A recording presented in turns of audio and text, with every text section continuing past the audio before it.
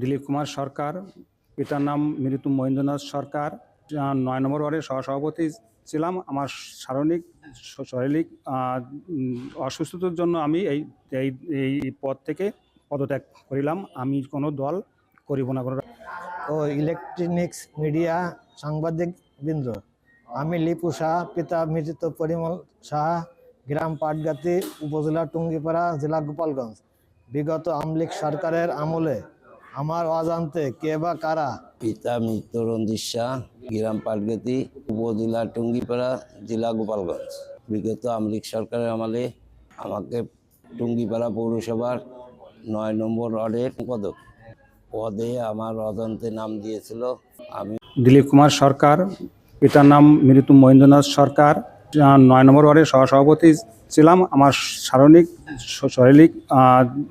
অসুস্থতার জন্য আমি এই পদ থেকে পদত্যাগ করিলাম। আমি কোনো দল করিব না, কোনো রাজনীতির মধ্যে আমি আর যাব না। লিপু সাহা, পিতা মৃত পরিমল সাহা, গ্রাম পাটগাতি, উপজেলা টুঙ্গিপাড়া, জেলা গোপালগঞ্জ। বিগত আওয়ামী লীগ সরকারের আমলে আমার অজান্তে কে বা কারা টুঙ্গিপাড়া পৌরসভা আওয়ামী লীগের ৯ নং ওয়ার্ডের যুগ্ম সাধারণ সম্পাদক পদ দিয়ে রেখেছিল, কিন্তু আমি কখনোই স্বয়ংক্রিয়ভাবে আওয়ামী লীগের রাজনীতি করি নাই, আর আগামীতেও করব না।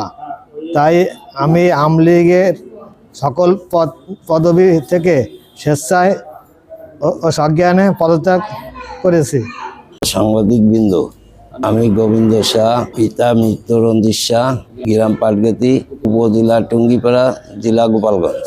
বিগত আওয়ামী লীগ সরকারের আমলে আমাকে টুঙ্গিপাড়া পৌরসভার ৯ নম্বর ওয়ার্ডের সমাজ কল্যাণ সম্পাদক পদে আমার অজান্তে নাম দিয়েছিল। আমিও কখনো রাজনীতি করিনি, আমি তো করব না।